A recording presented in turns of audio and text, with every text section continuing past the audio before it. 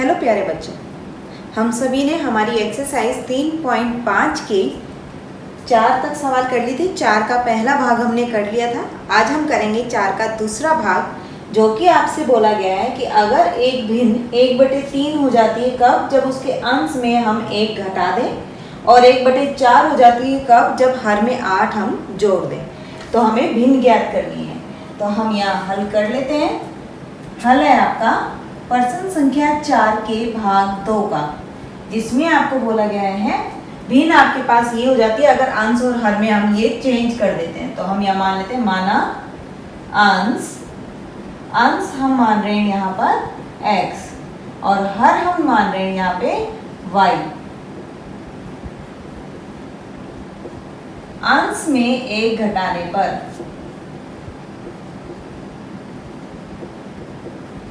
अंश में जब हम 1 घटाते हैं तो अंश मान रहे हैं हम x को, तो अंश में हमने 1 घटा दिया। तो प्रश्न के अनुसार क्या बोला गया? अगर आप 1 घटाते हैं तो जो भिन्न मिलेगी वो कैसी होगी? 1/3। इसको हम आर पार गुणा कर लेते हैं और हमें ये मिलती है 3x - 3 बराबर में y को हम इधर की साइड लेके आए तो ये प्लस है, इधर आने पे माइनस, बराबर में ये माइनस है तो इधर जाके प्लस। ये हो गई हमारी समीकरण 1। इसके बाद बोला कि अगर आप हर में 4 जोड़ दें, हर में 8 जोड़ने पर, हर में 8 जोड़ने पर आपको मिलता है y + 8। उसके बाद प्रश्न में क्या बोला गया है कि हर में अगर 8 जोड़ेंगे तो आपका जो भिन्न होगी वो कैसी बन जाती है? 1/4। तो यहाँ से आर पार गुणा करेंगे तो हमें मिलेगा 4x बराबर y प्लस में 8। इसको और हल करेंगे तो हमें मिलेगा 4x - y बराबर 8। इसको हम मान लेते हैं समीकरण 2। अब समीकरण 1 व 2 से हमारे पास हमने तीनों अपने तरीके देख लिए हैं बीजगणित में कि कैसे हम प्रतिस्थापन, विलोपन या वज्र गुणन का इस्तेमाल करके अपने हल को निकाल सकते हैं। तो जिस भी मेथड से, जिस भी विधि से आपको आसान लगता है, आप उससे इन दोनों समीकरण को हल कर सकते हैं। यहाँ पर हम हल कर रहे हैं प्रतिस्थापन से। तो हम समीकरण 1 से y का मान निकाल लेते हैं। तो यहाँ हमें मिलेगा y का जो मान आ रहा है वो आ रहा है आपका 3x - 3। अब ये जो मान आया है y का, वो समीकरण 2 में रख देते हैं। 2 में रखने पर, जब आप इसको 2 में रखते हैं तो आपको मिलता है 4x - 3x + 3 बराबर में 8। तो यहाँ से हमें मिला x बराबर में 8 - 3, तो x का मान आ गया हमारा 5। इसके बाद x का मान हम रख देते हैं समीकरण 1 में। जब समीकरण 1 में हम रख रहे हैं तो हमें यहाँ पर मिलता है हमारा समीकरण 1 ये है 3 × 5 - y बराबर 3। तो -y बराबर 3 - 15। तो यहाँ से आता है -y बराबर -12। तो y बराबर हो गया हमारा 12। भिन्न हमें मिल चुकी है। तो आपको भिन्न क्या मिली है? x/y थी हमारी, अंश बटे में हर। तो अंश क्या आया हमारा 5 और हर कितना आया? 12। तो भिन्न हमारी हो गई 5/12। ये आपका उत्तर। प्रश्न संख्या 4 के तीसरे भाग में हमें बताया गया कि आपके पास यश ने जो टेस्ट दिया है उसमें उसको 40 अंक मिलते हैं अगर उसको सही उत्तर पर 3 अंक और गलत उत्तर होने पर 1 अंक उसका कट जाता है। दोबारा उन्होंने बोला कि अगर अंक उसको मिले हैं यश को 50, कब? जब सही अंक के मिल रहे हैं उसको 4 नंबर और गलत उत्तर होने पर उसके कितने कट रहे हैं? 2। तो हमने मान लिया यश ने सही सवाल हुए यश के x और गलत हुए हैं y। तो प्रश्नानुसार हम यहाँ बोल सकते हैं सही अंक पर 3 अंक मिले हैं और गलत होने पर 1 कट जाता है तो उसको अंक मिले 40। इसी तरह 4 आपके पास सही उत्तर होने पर अंक मिलते हैं और 2 अंक कट जाते हैं जब उसके गलत उत्तर होता है, तो उसके अंक आए 50। ये है समीकरण 1। इसको अगर हम 2 से भाग दे दें तो ये बन जाएगी हमारी समीकरण 2। समीकरण 1 से 1 से हम y का मान निकाल लेते हैं, 3x माइनस का 40 बराबर y। हम y इधर लेके गए और 40 यहाँ लेके आए। y का मान समीकरण 2 में रखने पर, जब इसका मान हम समीकरण 2 में रखेंगे तो हमें मिलेगा 2x माइनस 3x माइनस 40 बराबर में 25।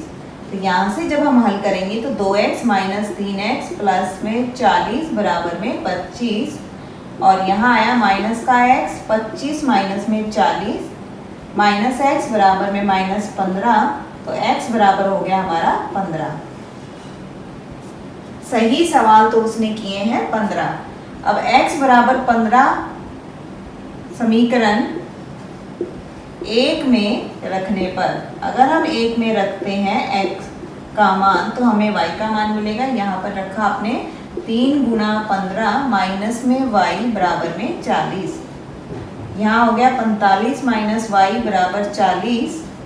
यहाँ से हमें मिलेगा माइनस y बराबर 40 माइनस 45, जो कि मिलता है माइनस का 5। यहाँ है माइनस का y, तो y बराबर हो गया हमारा 5।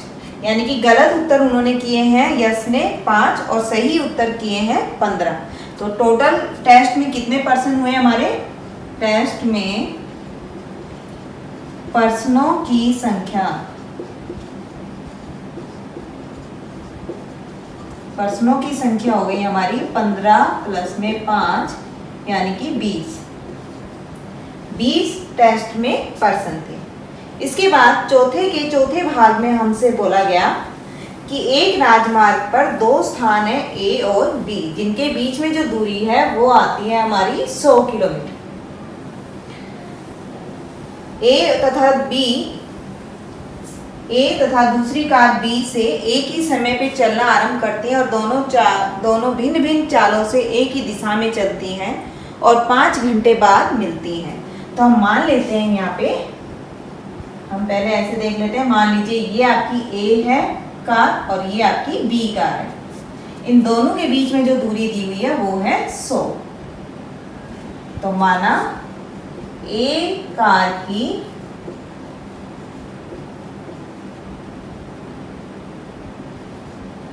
एक कार द्वारा तय की गई दूरी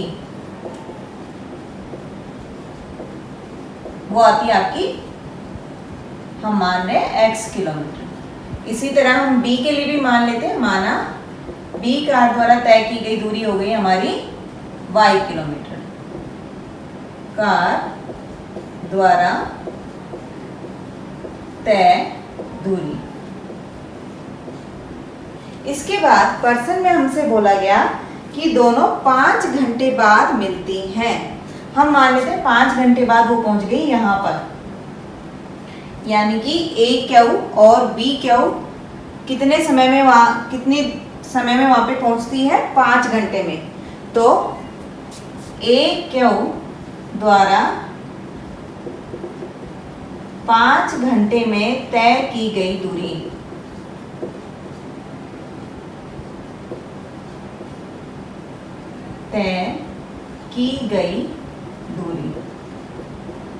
A कार द्वारा।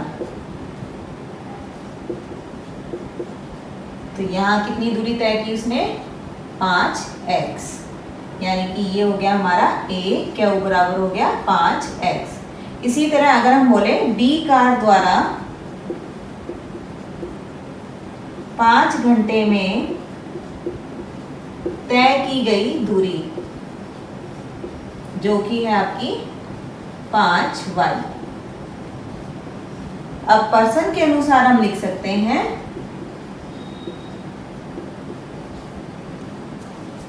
यहाँ पर B कार द्वारा तय की गई दूरी है 5, यानी कि हम B क्यू हमारे पास आ रहा है 5y। अगर हम लिख दें A क्यू माइनस में B क्यू, आप देखेंगे A क्यू में से अगर मैं B क्यू माइनस करती हूँ तो हमें मिलेगा AB, और AB कितनी आ रही है हमारी? 100 किलोमीटर। तो यहाँ पर हमारे पास आ गया 5x माइनस का 5y बराबर में 100। 5 अगर हम पूरे को भाग करते हैं तो ये मिलेगा x माइनस वाई बराबर 20। ये है समीकरण 1। इसके बाद बोला गया हमें अगर दोनों कार अलग अलग दिशा में चलती हैं तो हमारे पास कितना मिलता है इसका। अगर दोनों कार अलग अलग दिशा में चलती हैं, अगर मान लीजिए ए कार चल रही है यहाँ पर और बी कार चलती है यहाँ, तो यहाँ जहाँ ये मिलेंगे हम मान लेते हैं P इसका पॉइंट जहाँ मिल रही है।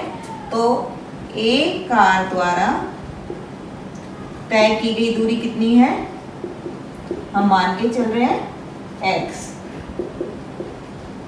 और बी कार द्वारा तय की गई दूरी कितनी है हमारे पास y। तो पर्सन के अनुसार हम क्या लिख सकते हैं, यहाँ पर आप लिख सकते हैं AP जब वो मिलती है आपके पास और PB। तो यहाँ पर ये दूरी कितनी थी इनकी, बराबर हो गई AB। AP और BP को अगर हम जोड़ते हैं तो हमें मिलती है AB। तो ये आ गया x प्लस में y बराबर में 100। ये हो गई हमारी समीकरण 2। समीकरण 1 से हम x का मान निकाल लेते हैं 20 प्लस में y। x का मान समीकरण 2 में रखने पर, जब हमने इसको 2 में रखा तो हमें मिलता है यहाँ पर 20 प्लस y बराबर में 100। तो यहाँ आपको मिलेगा 20 प्लस में 2y बराबर में 100। तो यहाँ से हम लिख सकते हैं 2y बराबर में 100 माइनस में 20, यानी कि 2y बराबर हो गया हमारा 80। तो y का मान कितना आ गया हमारा 80 बटे में 2 यानी कि 40। यानी कि बी कार ने कितनी दूरी तय की है, 40 किलोमीटर। अब ये मान जो है हम रख देते हैं हमारी समीकरण 1 में। y का मान समीकरण 1 में रखने पर, यहाँ पर जब हम रख रहे हैं तो हमें मिलता है x माइनस में समीकरण 1 ही है और y का मान आया है 40 बराबर में 20, यानी कि x का मान आ गया 20 प्लस में 40 जो कि आता है 60। यानी कि ए कार द्वारा तय की गई है 60 किलोमीटर। ए कार द्वारा तय दूरी 60 किलोमीटर और बी कार ने कितनी दूरी तय की है हमारी, 40 किलोमीटर। तो आप देखेंगे कि दोनों की जो दूरी है वो दोनों में हमारे पास अगर हम जोड़ते हैं तो हमारे पास 100 आ जाता है। इसके बाद हमें कहा गया है चौथे के 5वें भाग में आपको बोला गया है अगर एक आयत का क्षेत्रफल 9 इकाई कम कर दें तो बराबर हो जाता है उसकी लंबाई में से 5 कम करने पर और चौड़ाई की 3 बढ़ाने पर। जब हमें ये प्राप्त होता है, माना आयत की लंबाई हम मान लेते हैं x और चौड़ाई हम मान लेते हैं y। हमें बोला गया लंबाई में 5 इकाई कम करने पर, 5 इकाई कम करने पर हमें मिलता है x माइनस में 5।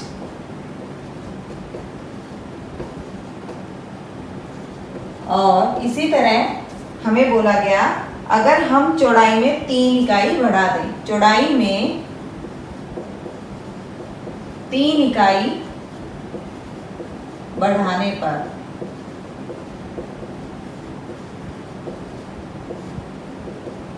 तो y प्लस में 3। आयत का क्षेत्रफल होता है लंबाई गुना में चौड़ाई, जो कि हमने मानी है x और y। अब पर्सन के अनुसार हम यहाँ लिख सकते हैं कि जो इसका आयत का क्षेत्रफल है वो 9 इकाई कम हो जाता है अगर हम लिखते हैं लंबाई में 5 इकाई कम और चौड़ाई में 4 इकाई ज़्यादा, चौड़ाई में 3 इकाई ज़्यादा। तो यहाँ पर जब हम इसको हल करेंगे तो ये समीकरण हमें मिलेगी xy माइनस का 5y प्लस का 3x माइनस का 15। तो यहाँ से हम xy हमारा कैंसिल, ये मिलता है हमें 3x माइनस का 5y माइनस का 15 बराबर में -9 था हमारा। इस 9 को हम इधर लेके आएंगे तो ये क्या बन जाएगा हमारा प्लस का 9। तो यहाँ से हमें मिला 3x माइनस का 5y माइनस का 6। इसको और हल करें तो हमें मिलेगा 3x माइनस का 5y बराबर में 6। ये हो गई हमारी समीकरण 1। बाद में कहा गया अगर हम लंबाई में 3 इकाई और चौड़ाई में 2 इकाई बढ़ा दें, लंबाई में 3 इकाई बढ़ाने पर हमें क्या मिलती है लंबाई x प्लस में 3 और चौड़ाई में हमने यहाँ पर बढ़ा दी है 2 इकाई, बढ़ाने पर हमें मिलती है y प्लस 2। तो यहाँ से परसेंट के अनुसार फिर हमारा जो क्षेत्रफल है वो कितना हो जाता है, क्षेत्रफल बढ़कर कितना हो गया 67 इकाई बढ़ जाता है। तो इसको हम लिखेंगे xy प्लस में 67 बराबर में x प्लस में 3 y प्लस में 2। जब हम इसको हल करेंगे तो हमें मिलेगा xy प्लस में 67 बराबर xy प्लस में 3y प्लस में 2x प्लस में 6। xy प्लस में 67 माइनस का xy माइनस का 6, इधर आता है हमारा 3y प्लस में 2x। xy से xy कैंसिल, 67 में से 6 अगर आप माइनस करेंगे तो ये आएगा 61।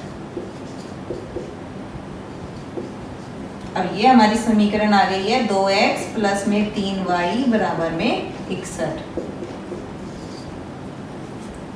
इसके बाद हम इन दोनों समीकरण को हल कर लेते हैं। दोनों समीकरण को जब हम हल कर रहे हैं हमारे पास समीकरण आ रही है यहाँ पर 3x माइनस का 5y बराबर में 6 और यहाँ आता है 2x प्लस में 3y बराबर में 61। तो यहाँ पर ये है हमारी समीकरण 1 और ये है समीकरण 2। अब इसको हम हल कर लेते हैं सवाल को।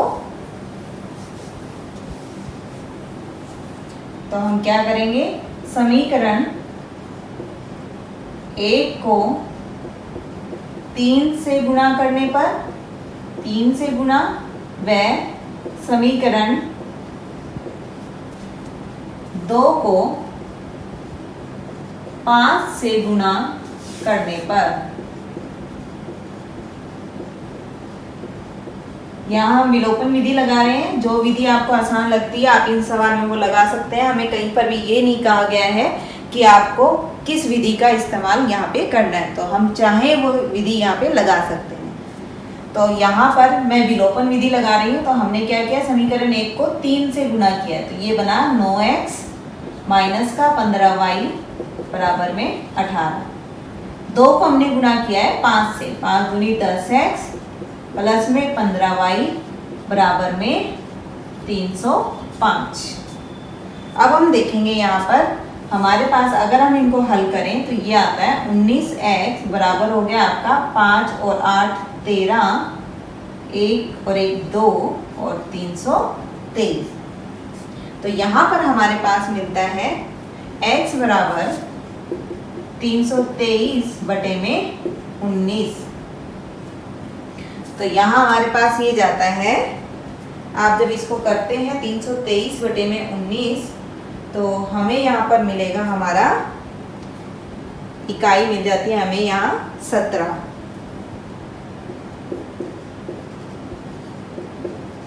अब हम लिख देते हैं x का मान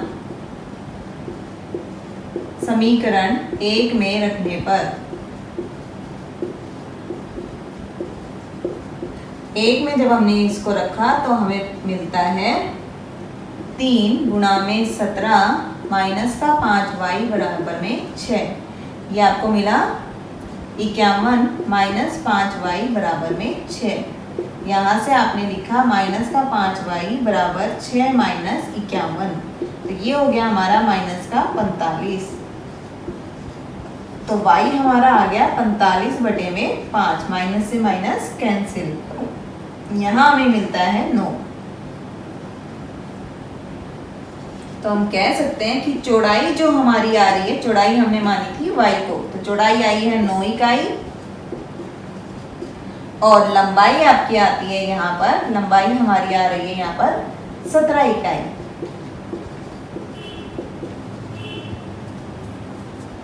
ये आपके पास हल था प्रश्न संख्या 4 के 5वें भाग का।